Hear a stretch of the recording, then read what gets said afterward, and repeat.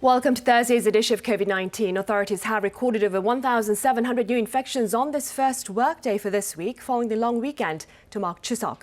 We also have details on the latest gathering of world leaders at the UN General Assembly later on in the program. Let's start now with the broader pandemic coverage with our Kwon So-ah. So, welcome, and to start us off then. All right, Sunny. Well, as you said, we have over 1,700 cases this Thursday. But as we are back from the 5-day-long holiday period, we should not be fooled by this figure, which is relatively low for a Thursday. 1,716 cases to be exact as of 12 a.m. And that includes a little less than 1,700 domestic transmissions. Now, with that, the total number of cases in the country stands at 292,699 with 2,427 COVID-19 related fatalities. So for the past 3 days, infections have been lingering at a little over 1,700. And it does look like a positive development if we compare the figures in the recent days, which have been surging to above 2,000. And even compared to last Thursday, we're seeing almost 230 fewer cases compared to last Thursday. But the holiday factor is attributed to this decline, with infections, in fact, feared to surge in coming days and the coming weeks as well after people traveled across the nation due to the Chuseok holiday. And that's why there are concerns that the gap between infections in the capital region and the non-capital regions may narrow, along with a general rise in infections. Now, as of this Thursday, 12 a.m., domestic transmissions in the metropolitan region made up 76.1%. For a closer look, the capital Seoul reported over 640 cases, followed by close to 550 in Gyeonggi-do province, more than 100 in Incheon. And as I said, right now the infections are concentrated here in the capital region, but they may scatter to other places in the coming days. Now, meanwhile, we also had, despite Wednesday being a holiday, we had more than tens of thousands of people having been receiving the COVID-19 vaccination, with currently 43.2% of the nation's population fully vaccinated and over 71% having received at least one shot. Let's move over to some figures abroad. Over 230.8 million people around the world have now been infected with COVID-19, and also the accumulated death toll stands at 4.7 million. The highest number of cases in the US and India, more than 33 million. And also down here in the Philippines, there has been a development. This country has become the country with the 18th highest number of infections, surpassing Ukraine just recently. And those are the figures I have for now, but I will see you back in a bit. Sunny? All right, so thank you for now. Right, in line with plans for an exit strategy from the pandemic, authorities here are exploring ways for the broader adoption of at-home treatment. For more on this, I have our Lee Kyung-eun in the studio. Welcome, Kyung-eun. Hi, Sunny. Now, Kyung-eun, I suppose a major concern about at-home treatment is the possible aggravation of symptoms in the absence of medical personnel. That's right, Sunny. That's a valid concern. But remember, home treatment is allowed for patients who are asymptomatic or have mild symptoms. Their chance of developing a severe illness is very low. But in case they do, Gyeonggi-do province has set up a special treatment center which opened in the city of Suwon last week. It's a makeshift hospital with 28 beds in total. Patients can admit themselves here if their symptoms worsen while managing their illness at home. They can stay up to 3 days. This is how the system works. First, they will report their symptoms. Every day, they get 2 health checkups from a nurse by phone. Patients can also call for the help of emergency services at any time. And if they do so, an ambulance will transport them to the treatment center. There, they will get an X-ray screening or a blood test. If they don't have any unusual conditions, they will be sent home to continue their treatment there. In case of a more serious illness, they'll stay there for 1 to 3 days to receive oxygen therapy and other treatment, or be sent to designated COVID-19 treatment hospitals. In other parts of the country, home treatment patients have to go straight to designated treatment hospitals if their symptoms worsen. In times of a spike in cases like now, they could be put on a waiting list due to bed shortages. But this temporary treatment center could serve as a bridge in between that could help save limited hospital resources. Right. Kyung-won, I hear there are also concerns about the proper disposal of waste, household waste that is, generated by patients who are being treated at home. That's why patients receiving home treatment need to sanitize their homes and their belongings on a regular basis. And during that process, a lot of waste is generated, which might contain virus particles. That's why everything that comes out of their homes, including food, are categorized as medical waste. And the government provides a special waste bag which patients can put all their disposal items in. The bag itself also needs to be sanitized before public workers come and collect them. Then they're burned on the same day. But the collection process will become more challenging in the future. As mentioned before, each waste bag is collected by public workers. And manpower shortages are expected as more patients receive treatment at home. One solution is to outsource the collection of waste to private firms or to recruit more public workers for the task. Some experts also suggest reducing the amount of waste by allowing patients to place less dangerous items into general waste bins. But this will be easier said than done. We must assume that everything the patient touch is contaminated with the virus. It is hard to discern which is more or less dangerous than the other. Patients can help minimize exposure by putting as much of their waste as they can in each disposal bag. Some experts say food, as well as plastic, on which the virus can survive longer during winter, should be categorized as medical waste. But Korean health authorities are still in the process of finding an effective way to manage large amounts of medical waste. Right. Kyung-won, what are some other challenges then in the case of broader adoption of these at-home treatments? Well, patient management will be a challenge because each one of them requires very close monitoring. Right now, about 3,500 patients in the country have received home treatment. They're mostly young children under the age of 12 or those with childcare responsibilities. Some parts of the country, Seoul, Gyeonggi-do, Gangwon-do provinces, and Jeju Island, have recently made home treatment available to adults living alone. And the central government is planning to expand home treatment nationwide as it prepares for a gradual return to normal. But the immediate hurdle will be the lack of staff and resources to manage the increasing number of patients. Experts, therefore, are cautioning that an expansion of home treatment should be carried out gradually. The government could start by adopting home treatment for breakthrough cases, involving fully vaccinated patients who are less likely to transmit the virus, because the country doesn't have enough resources to make it available to all patients. In the meantime, the government will need to find an effective way to reallocate its medical resources. The KDC has yet to announce details regarding its home treatment plan, saying it is currently looking for an effective model. All right, Kyung-won, as always then, thank you very much for the coverage. Thank you for having me. Right, staying on the local front, we now bring you details, more details that is, on the government's containment efforts. And for that, Soa joins me back at the desk. Soa. Hi again, Sunny. Right, the Health Ministry, I hear, has shared an array of announcements regarding Korea's vaccine collaboration with related entities, Soa. Right, Sunny, and especially cooperation with the U.S., the South Korea-U.S. vaccine partnership. Vice Health Minister Kang Do-tae, during a Wednesday briefing, gave a rundown on developments on that front, which came on the back of South Korean President Moon Jae-in's trip to New York for the UN General Assembly. So here first is the outcome of a meeting between the president and the head of Pfizer, Albert Bourla, on Tuesday local time.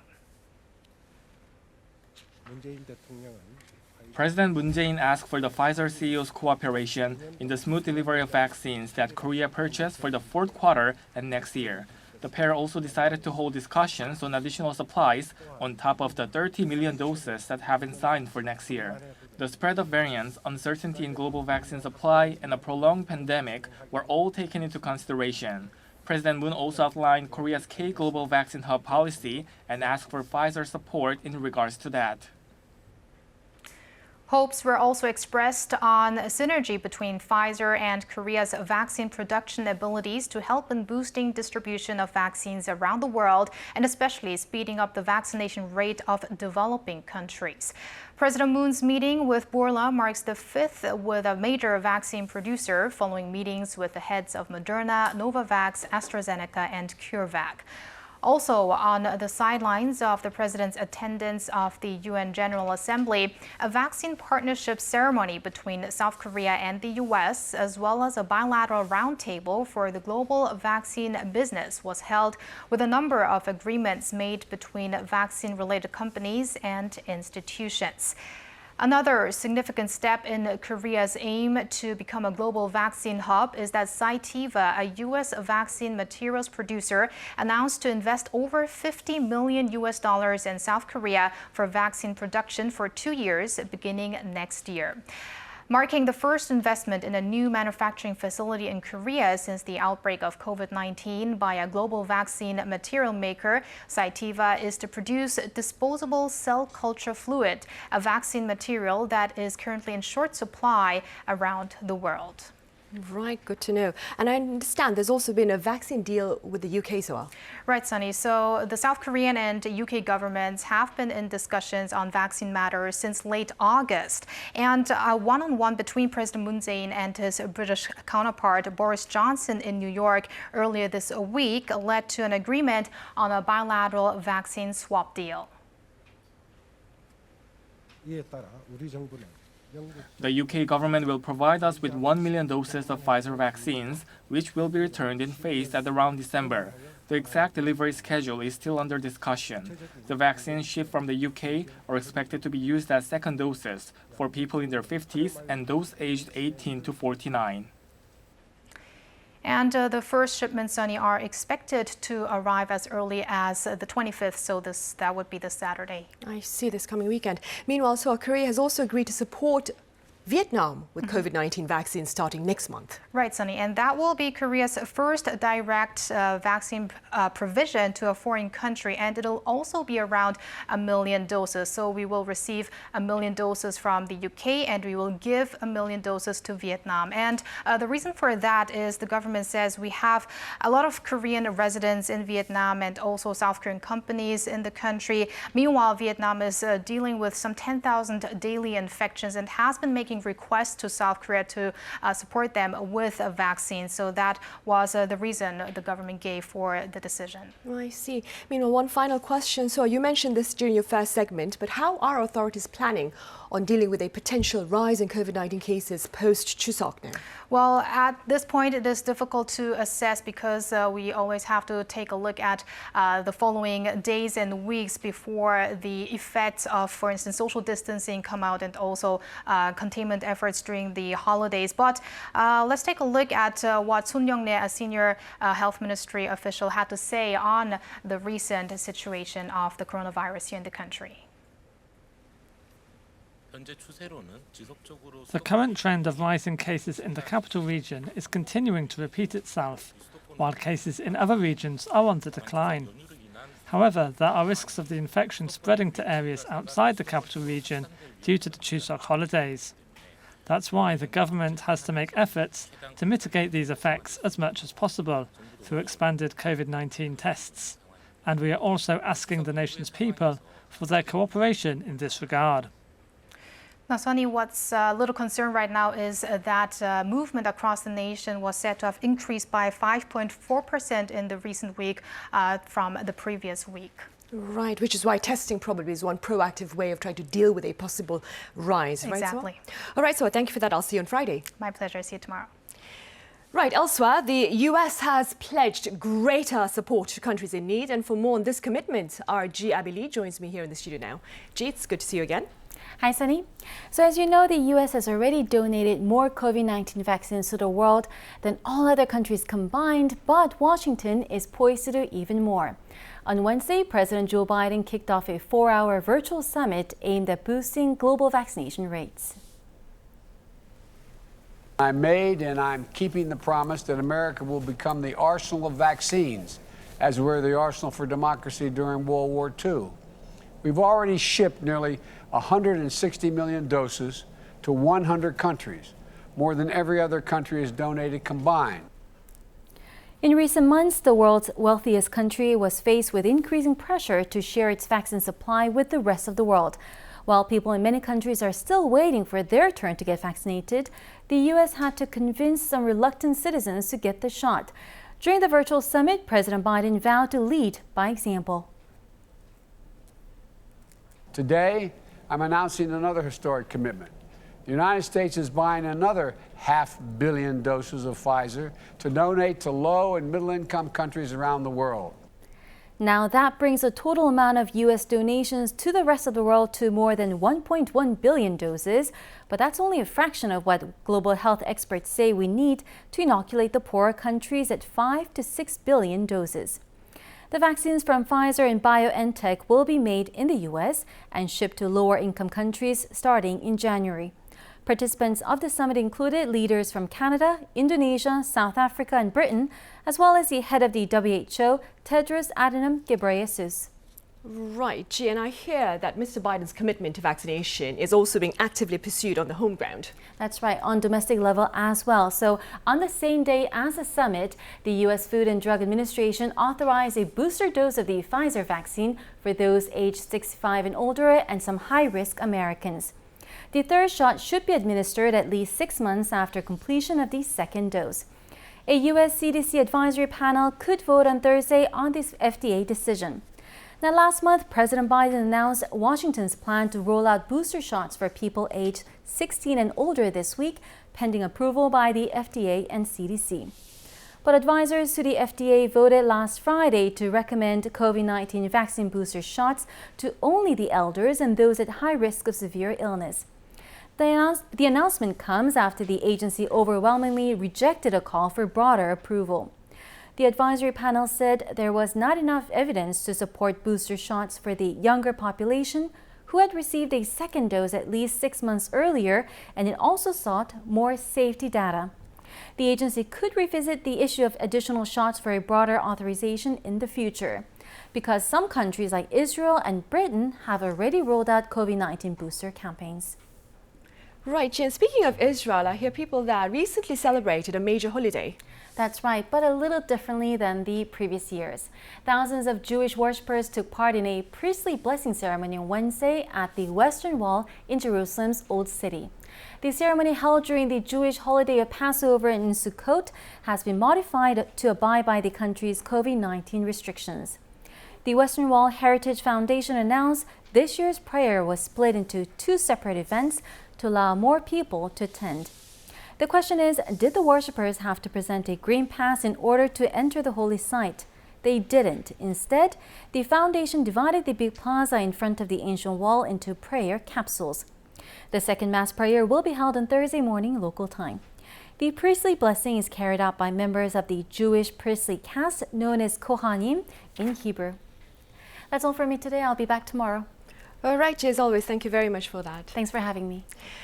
Right, back here on the country, the annual flu vaccination is underway, and this year it coincides with the ongoing COVID-19 inoculation drive. Accordingly, in this next report, we seek to answer questions that you may have about the safety of taking these 2 shots at around the same time. To take a look.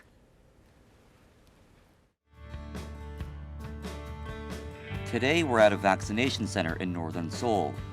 It's early in the morning, but already many citizens are lined up to get their COVID-19 vaccinations. We asked people here whether they were interested in getting vaccinated for both COVID-19 and the seasonal flu. 네, 매년 항상 맞아왔기 때문에 특별한 문제만 없으면 올해 코로나 백신 맞았음에도 불구하고 독감 예방 주사도 맞을 계획입니다. 이번에 이거 맞고 좀 이상 증상이 없다거나 뭐 크게 무리가 없으면은 그것도 같이 맞을 것 같아요.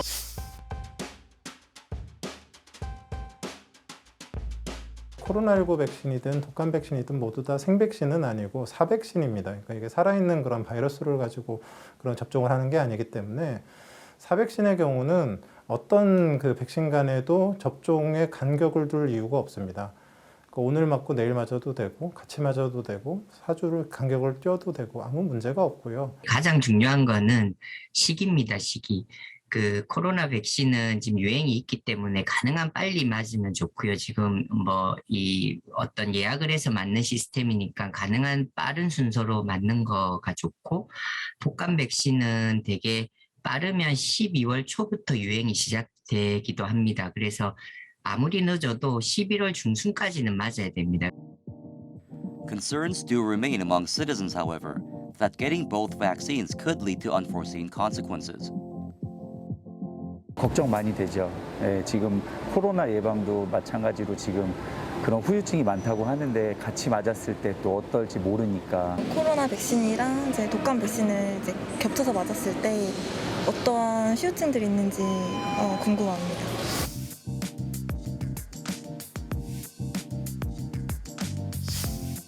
Commonly reported symptoms after getting a COVID-19 vaccine include headaches, fever, and muscle aches, and also pain at the injection site. But could getting a flu shot amplify these side effects?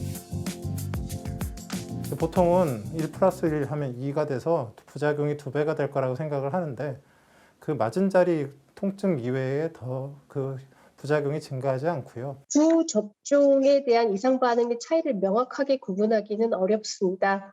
하지만 인플루엔자 예방접종은 수년간 전 세계에서 대부분의 사람들이 접종을 많이 해왔고요. 인플루엔자 예방접종은 임신부에게도 권장할 만큼 굉장히 안전한 백신이기 때문에 안심하시고 접종하실 수 있습니다. Korean health authorities are strongly recommending pregnant women, children, and the elderly to get their influenza vaccines.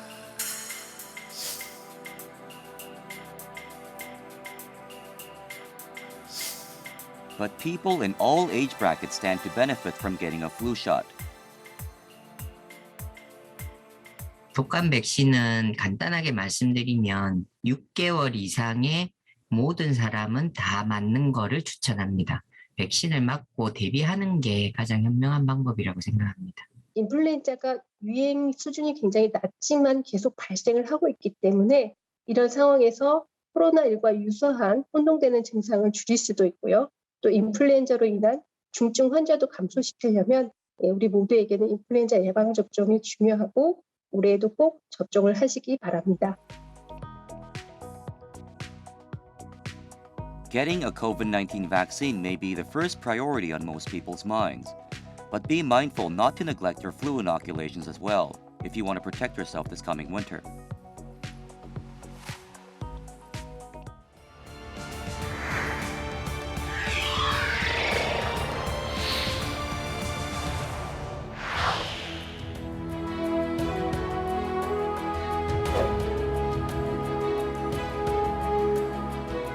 코로나를 이기는 것은 경계를 허무는 일입니다.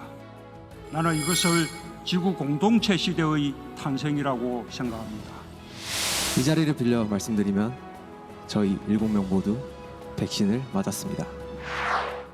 가능성과 희망을 믿고 있으면 예상 밖의 상황에서도 길을 잃는 것이 아니라 더 새로운 길을 발견하게 될 것이라고 믿어 의심치 않습니다.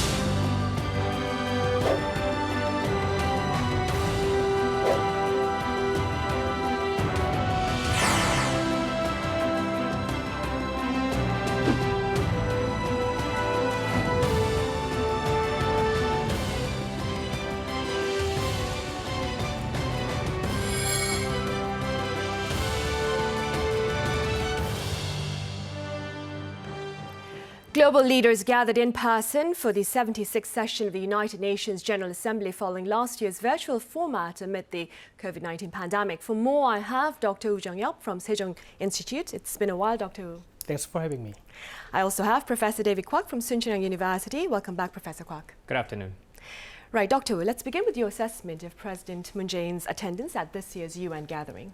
So it has been a quite difficult situation for South Korean government to take advantage of this diplomatic stage at the United Nations because until like 2017 that the UN has been used for imposing sanctions on DPRK, and since 2017 with the Trump administration in the United States, the United Nations were rather used for the like unilateral diplomacy rather than multilateral diplomacy.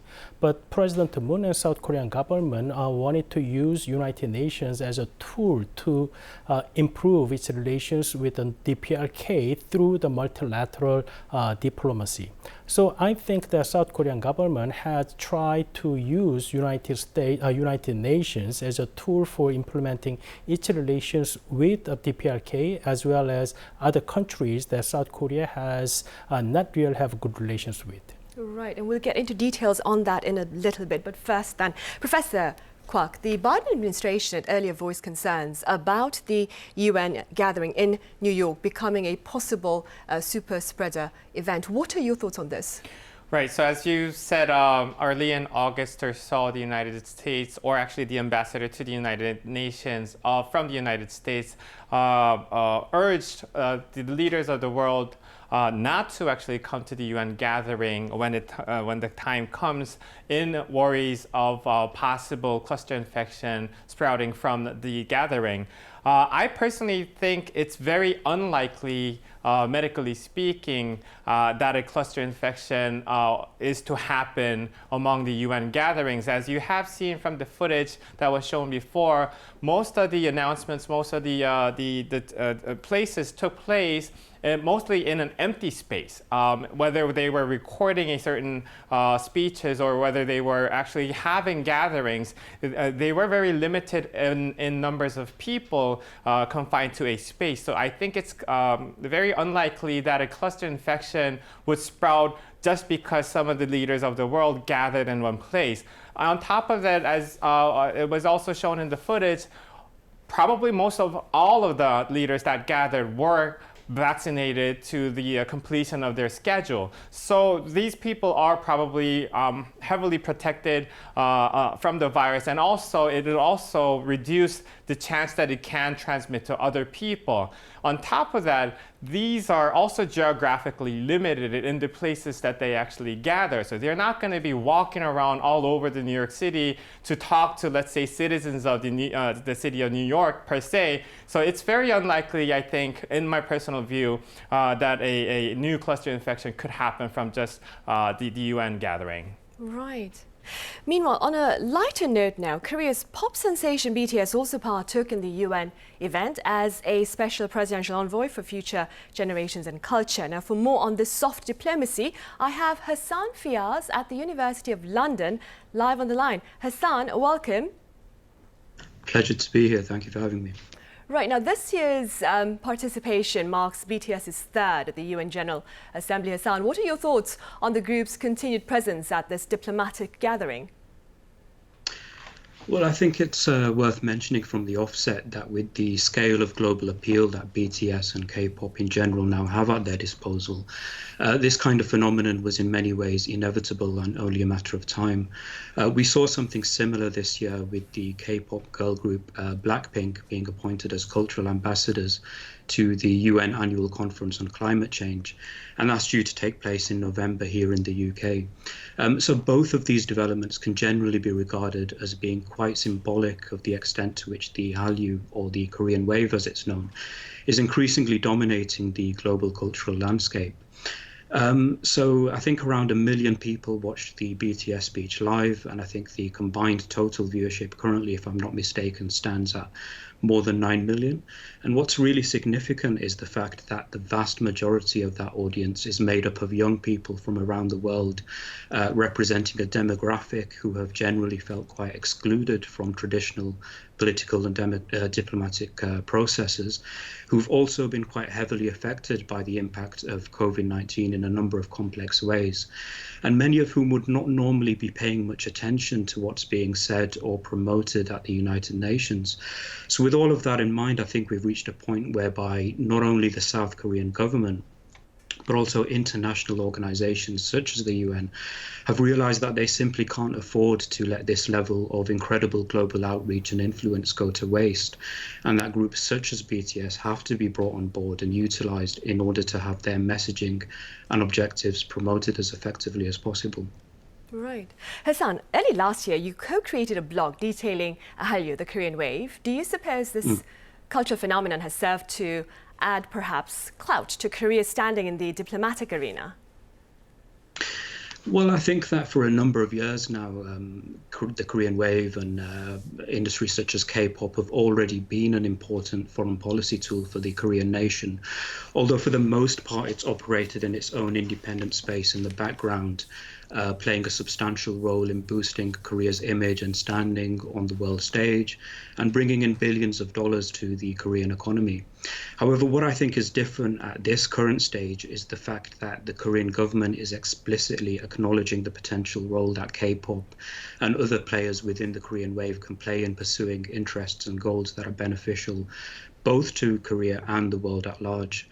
I think it's important to remember that K-pop's popularity and the Korean wave didn't start with BTS, but rather they have actually been a number of globally very successful groups over the past few decades, such as Big Bang or SNSD, to name a few. But what those older groups didn't have at their disposal, which the newer generation does, is the power of mass globalized social media. And it's through social media communication that these modern groups have fostered a uniquely special and meaningful bond with their fan bases, with it already being evident that just one Instagram post or just one hashtag can have an immensely greater reach and influence than a speech or a statement from a traditional political figure. So ultimately, I think it's through the medium of digital diplomacy specifically and online outreach that the Korean government will be able to utilize the full potential of K-pop and other art forms as an effective foreign policy tool, coexisting alongside the more traditional modes of diplomacy and international engagement. Right. And having said that, Hassan, what do you suggest perhaps to make most of Korea's growing cultural presence on the global stage now? Well, I think that soft power has matured just at the right time. I think we currently live in a world in which people are increasingly skeptical and cynical about the capability of traditional hard power and military-based solutions as a means of promoting certain values or maintaining peace, certain events in regions around the world being testimony to that. So there definitely has been a wider space that's opened up for soft power within which K-pop and groups like BTS can have a very significant role to play. To paraphrase the political scholar Joseph Nye, the best propaganda is often something which is not actually propaganda, therefore meaning that authentic and genuine messages from artists who truly believe in their message can be far more effective at winning hearts and minds around the world. One thing that a lot of BTS and K-pop fans often refer to is the inspiration, the positivity, and the sense of community that provides them with a safe haven in a world that's generally dominated by negativity, division, anxiety about the future. You know, BTS fans affectionately refer to themselves as an army, fans of Blackpink are Blinks, fans of Twice, Once. And what this really indicates is that each of these individual groups really is a unique and distinct subculture within of itself that's made up of global communities of people which transcend race, religion, culture, nationality. And if the power and mobilization of those subcultures can be effectively tapped into, then it really does offer a huge potential as a diplomatic resource. Just to give a quick example of the scale of the global coordination that's possible, this year BTS partnered with McDonald's to release the BTS meal. Unfortunately, it wasn't available in the UK, so I didn't have a chance to try it, but it was an absolutely immense global success for the McDonald's brand, both in terms of profit and publicity. Of course, that's in a specifically commercial context, but if diplomatic actors and players can find a way to replicate that level of global mobilization towards action for more serious and meaningful issues, such as mitigating COVID-19, environmental concerns, gender equality, or whatever the case may be, then the Korean wave and K-pop really does have the potential to become one of the defining diplomatic features of the modern era. Right. All right, Hassan, thank you very much for your insights and for being with us at this very early hour at your end. Pleasure, thank you. Right, back here in the studio, Dr. Wu, President Moon Jae-in reiterated calls for a formal end of war declaration on the Korean Peninsula during his UN address. What are the prospects of such a scenario within his term? So the declaration to end the Korean War was included in April Panmunjom summit in 2018, and also President Biden and President Moon produced a joint statement in May this year to honor the statement in Panmunjom. That means that neighboring countries, including South Korea, are ready to honor the statement, including the declaration to end the war. So it depends on how DPRK is going to react toward this proposal by President Moon.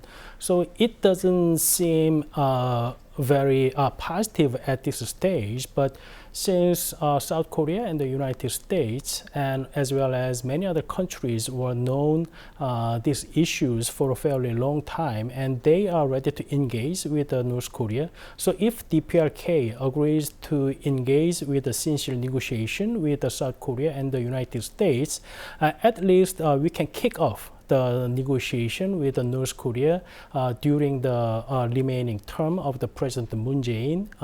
Even if we cannot complete the whole process of the negotiation, but we can lead to the bright side within the President Moon's remaining term. Right, and the US Department of Defense, Dr. Wu, has responded positively to these calls by President Moon, saying that the opportunity for talk is open. Right? Professor Kwak, the Korean delegation also reached a vaccine swap deal with the UK. This was something that my colleague Swa covered earlier on in the broadcast. What are your thoughts on this deal with the UK, the vaccine swap deal? Well, at this point, I think anything helps. As we have seen from our prior experiences a couple of months ago, when we were lacking, we had to sort of increase the intervals between the first shots and second shots to a certain group of people. It gets to that point when we lack physical stocks that are available in the country. So if we can get our hands on as many of the stocks as much as possible, such as through swapping deals or even hitting more deals with certain different companies, I think it'll help us in the future. So making a swap deal with the United Kingdom, I think, is a great gesture by the government, but also the fact that our president met with the CEO of the group Pfizer and sort of had a discussion of whether or not to actually purchase more of the stocks that will become available early next year. I think also was a very good move once again by our government. We just have to get our hands on as many of the stocks available so that we can not only inoculate ourselves with the shots, but when it comes time, maybe if in case booster shots become necessary, we will be also able to use those stocks to inoculate ourselves. But also, as we, I think reporter Kwon So-ah mentioned in the earlier parts of the show, if we have to distribute to other countries, if we have to provide other countries with a certain amount of stocks, I think that'll come in handy as well. Right, the support that Korea has pledged to offer Vietnam next month, right? So aside from these efforts, we also have an agreement with Cytivas, I believe, for investment of a manufacturing facility here in the country. Generally speaking, Dr. what are your thoughts on Korea's diplomatic efforts on the pandemic front? So South Korea has been facing lots of issues, same as in many other countries. But the problem caused by pandemic to the global community is that we foresee that there is coming a vaccine divide between the advanced economies and less advanced economies in the world. So South Korea's gesture and South Korea's trying to achieve the role as a vaccine hub can be bridging between the advanced economies and less advanced economies in terms of vaccine supplies. So I think that South Korea plays a fairly good role this time at the United Nations to tell that South Korea, middle power countries like South Korea, can play those kinds of role where many countries are taking their interest first. So I think that South Korea's diplomacy this time with regard to the vaccine supply to those countries in dire need is sending very good message to the global community. Right. And staying with vaccines, Professor Kwok, as I mentioned, U.S. vaccine materials producer Cytivas plans to invest in a new manufacturing facility here in Korea. What are the implications of such a plan? Well, so Cytivas, to the best of my knowledge, is actually a inherent company that was originally founded with the name called General Electric of the America. So this is actually a very multi-divisioned, hugely global pharmaceutical company that is investing in our country, and namely they're investing in a particular source called cell culture fluid. So to the best of my knowledge, once again, this will be used to sort of grow these cell cultures, the cells that contains these DNA materials inside, which can be used for vaccination purposes as well as other different types of research purposes. So it is a very crucial part to the backbone of manufacturers of vaccines. So I think it'll help greatly allowing Korea to become one of the better manufacturing companies for manufacturing vaccines, different types of vaccines. But on top of that, once again, I think there were several other cases of MOUs that were contracted between private companies in the same location in the UN among different companies from the US and also from companies in Korea. Those deals would also help many pharmaceutical companies in Korea to become more of the providers to the world of providing vaccines and also possible other treatment services as well. Right. And going back to the actual UN General Assembly, Doctor, what are your thoughts on US President Joe Biden's address to the UN meeting, which touched upon the need for global collaboration on climate change and pandemic prevention? So the US faces this situation like a dilemma, because US now sees the strategic competition with regard to China, but at the same time the United States has to deal with these problems that cannot be solved unilaterally. It requires global cooperation. Even with China, because US alone cannot solve all these issues, even if US has much resources to solve this, because these climate change, pandemic, these are trans-border issues that requires the cooperation among many countries, especially between two big powers in the world. So I think that President Biden's speech this time shows the dilemma of what US is facing right now. So he doesn't say that what solution that US has right now, but he points out that that's the kind of questions that United States and other international other countries in the world should answer in the very near future. Right. And staying with that, Dr. Wu, President Biden framed US competition, so to speak, with China as manageable and not a threat to international stability. What are your thoughts on that? So it depends how US and China is going to shape this issue. That US and China both acknowledge that there are a lot of issues that two countries need to cooperate, such as climate changes, pandemic, and many other issues involving human lives. But at the same time that they have both domestic politics requires their leaders to focus more on their national interest.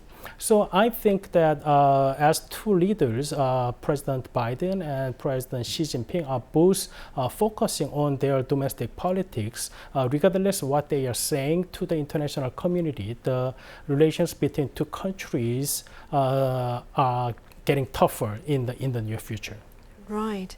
Professor Kwok, it's also been reported that President Biden seeks an ambitious goal of inoculating 70% of the global population within late next year. How feasible is this plan? I think you phrased it quite right when you said it's an ambitious goal, because we're currently seeing about roughly less than 5% of coverage in certain parts of the globe. So reaching or bringing that up to 70% globally, it'll be a very tough challenge for the US to actually make come true. Also, there's another issue that we have to face is the variants.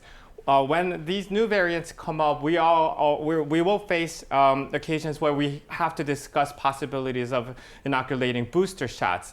The US and other countries such as ourselves already start planning on inoculating the booster shots. So that'll sort of reduce the availability of the shots that'll come available to those countries that need it right now. That's why head of the WHO sort of reprimanded and said that we should not consider the booster shots yet. So I think it'll be a very tough challenge, but if it comes true that we reach 70% in the global inoculation rate, I think we will have a very bright future in the sense that most likely we will reach herd immunity. On top of these treatment regimens that we're getting ready with, I think next year will be very fun time to have, so to speak, if it becomes available to all the countries. Right. And finally, Doctor, what are your prospects with regard to the Biden administration's future engagements with North Korea? United States kept reiterating that they are ready to engage with North Korea without any precondition. But actually, it is actually North Korea who insists that there should be some preconditions to be reserved by the United States to engage with the United States for the negotiation. So I think we have to see that how North Korea is changing their attitude toward the negotiation with the United States and also South Korea. I see. All right, Doctor, as always, thank you very much for your insights today. Thank you. Professor Kwak, thank you very much for being with us. Thank you. Right, the UN message amid the pandemic is to turn crisis into opportunity. World leaders have been called on to commit to combating COVID-19 through collaboration and compassion. Thank you for watching. See you on Friday.